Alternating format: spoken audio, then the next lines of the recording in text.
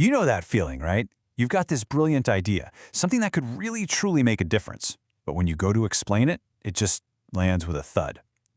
Well, here's the thing. The problem probably isn't your idea. It's how you're communicating it. Today, we're going to unlock the secrets to turning your expertise into actual, real-world impact.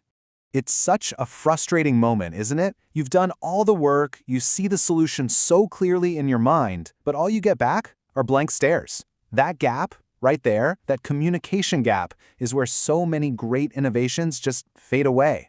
So, let's be really clear about what we mean by professional speaking. This isn't about being a dramatic performer on a stage. Not at all. Think of it as a critical tool. It's the bridge that connects what you know, all that technical expertise in your head, to the impact it can have out in the real world.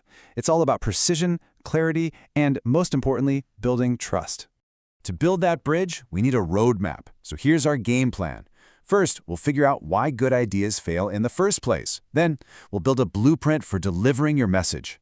We'll get into how to think on your feet, walk that fine line between persuasion and manipulation, and finally, we'll get into mastering your own mindset so you can speak with real confidence. Okay, let's dig right into that first big roadblock. Why do these amazing, technically sound ideas so often just fail to get off the ground? Well, it almost always comes down to one single thing: that communication gap. Look, your professional credibility doesn't just come from being an expert. It comes from your ability to make that expertise make sense to other people. Without that clear, logical communication, even the best ideas in the world are just going to stay ideas. Now, the good news is there's a solution. We can actually approach a speech the same way an engineer approaches a system, with a clear, reliable blueprint. This isn't about some kind of spontaneous magic. It's about intentional design. And that blueprint is beautifully simple. First, you've got the opening. You got to hook your audience and tell them why they should care. Then comes the body. This is the real engine of your argument, where you lay out your case step by step. And finally, you wrap it up with a conclusion that drives your main point home and gives people something to walk away with. Now, building that body is where the real work is. You need a logical flow, like a simple problem solution path. You've got to use transitions, those little signposts like the first reason is, that guide your listener along. And of course, you have to back it all up with credible evidence and concrete examples that make these big abstract ideas feel real. Having a solid structure is absolutely essential for planned presentations. But what happens when you get put on the spot? That's where the art of impromptu speaking comes in. Okay, let's just bust a huge myth right now. Impromptu speaking is not some magical gift where people deliver a perfect, polished speech out of thin air. No way. The reality is so much more achievable. It's simply the skill of thinking aloud, but in a structured way.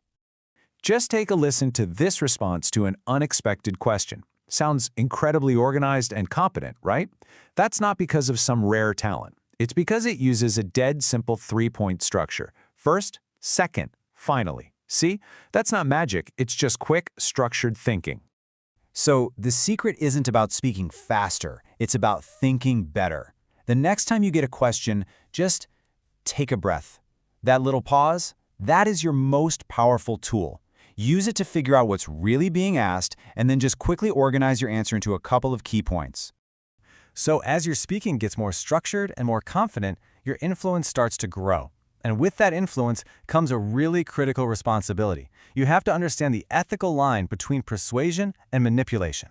Persuasion is all about guiding understanding. It's built on a foundation of logic, transparent evidence, and a deep respect for your audience's ability to make up their own minds. It creates allies. Manipulation, on the other hand, is about forcing compliance. It sets traps using emotional pressure, hidden info, and false choices. One builds trust for the long haul, the other creates adversaries, even if they agree with you for a minute. This right here, this is the ultimate test. This question forces you to check your real intent. Are you giving your audience a map and a compass so they can find their own way? Or are you just pushing them down a narrow path you've already chosen for them? The answer really defines the character of your communication. Okay, we've covered structure, we've covered thinking on your feet, and we've covered ethics. But honestly, none of those tools matter if you're paralyzed by anxiety. And that's why this final piece of the puzzle, mastering the inner game, is so crucial. Effective communication, it really is a whole brain activity. You've got the logical, structured part of your brain that provides the blueprint for your speech. But it's the psychological part, how you manage your own mind, that actually lets you deliver it with confidence. The two have to work together in total harmony. Let's start with a kind of radical idea. We all feel anxiety about public speaking. I mean, it's totally normal. But what if we've been looking at it all wrong? What if that nervousness isn't some glitch in our system, but an intended feature? This is something called cognitive reframing.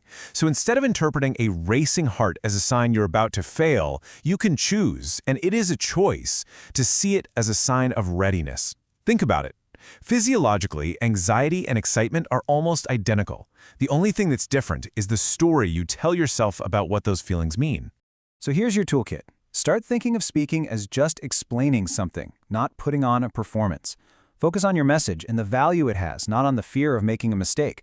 Tell yourself those butterflies are just energy. Prepare your structure, that gives you flexibility, instead of memorizing sentences, which just adds pressure. And maybe most important of all, just accept that imperfection is normal. It's human. So, let's bring it all home. How do all these pieces, the structure, the impromptu skills, the ethics, and that powerful mindset, how do they all combine to create real, lasting impact? This is the real secret to confidence. The goal is not to get rid of nervousness. I mean, even the most experienced speakers in the world feel it. Real confidence is the ability to manage that feeling and communicate effectively anyway. It's about performing despite the fear, not in its absence. And this is what it means to be a complete communicator. You have a logical structure for clarity, you've got impromptu skills to think on your feet, a deep commitment to ethical persuasion that builds trust, and the cognitive tools to master your own inner game. You've already done the hard work. You have developed your expertise. So the only question left is, have you developed the voice to match it? Because the world doesn't just need your ideas, it needs to hear them, clearly